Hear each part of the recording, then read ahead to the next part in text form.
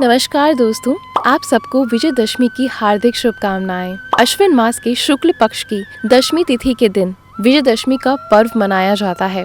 बुराई पर अच्छाई की विजय का प्रतीक माने जाने वाला इस पर्व को पूरे देश में बड़ी धूमधाम से मनाया जाता है और आशा करती हूँ कि आज की मेरी ये कथा आप अपने घर में हर छोटे बच्चे और हर बूढ़े इंसान को जरूर सुनाएंगे। तो चलिए आज की प्यारी सी कथा को शुरू करते हैं। दशहरा के उत्सव में रावण, कुंभकर्ण और मेघनाथ के पुतले जलाकर इस त्योहार को मनाया जाता है।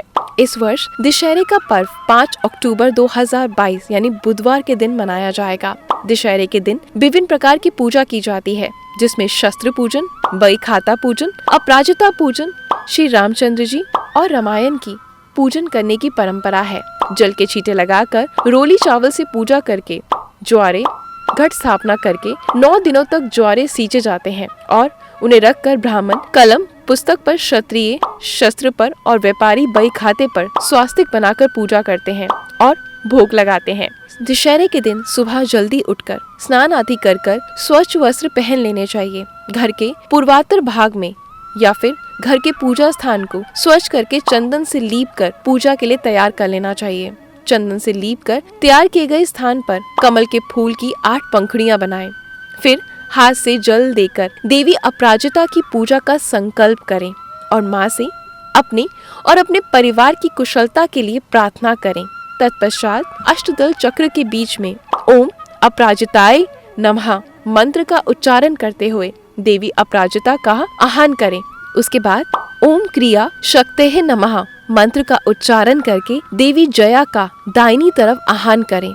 उसके बाद ओम उमाय नमः मंत्र के उच्चारण के साथ माँ विजया का बाईं तरफ आह्वान करें। तत्पश्चात उमा अपराजिता नमः, उमा जय नमः और उमा विजय नमः मंत्रों के उच्चारण के बाद माँ की पूजा करें।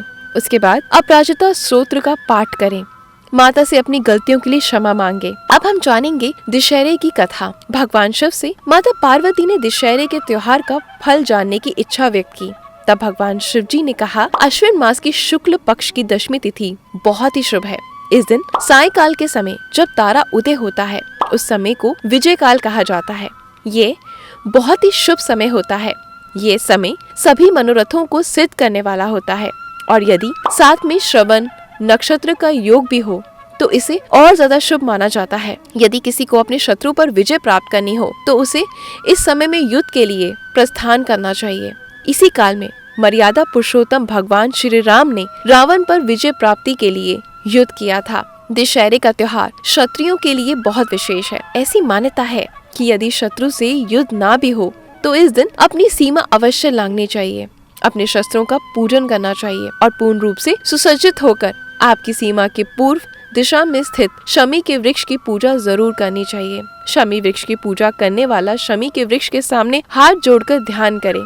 फिर शमी वृक्ष से प्रार्थना करें, हे शमी, आप सभी पापों को नाश करने वाले और शत्रुओं को पराजित करने वाले हो। आपने ही अर्जुन के गांडीव को धारण किया और जब भगवान श्री राम ने लंका पर चढ़ाई करी तब आपने ही उन्हें विजयी होने का आशीर्वाद दिया। ये सब सुनकर माता पार्वती ने भगवान शिव से कहा, हे प्रभु, शमी के वृक्ष ने कब अर्जुन का धनुष धारण करा और कब उसने भगवान राम को विजय श्री का आशीर्वाद दिया, ये सब मुझे विस्तार से बताएं। तब भगवान शिव जी ने माता पार्वती से कहा, हे देवी, जब छल से दुर्योधन ने पांडवों का राज्य उनसे जुए में छीन लिया, उन्हें प्रण पूरा करने के लिए 12 वर्ष का वनवास और 1 वर्ष का अज्ञातवास भोगना पड़ा। पांडवों ने अपना अज्ञातवास विराट नगर में छिपकर बिताया।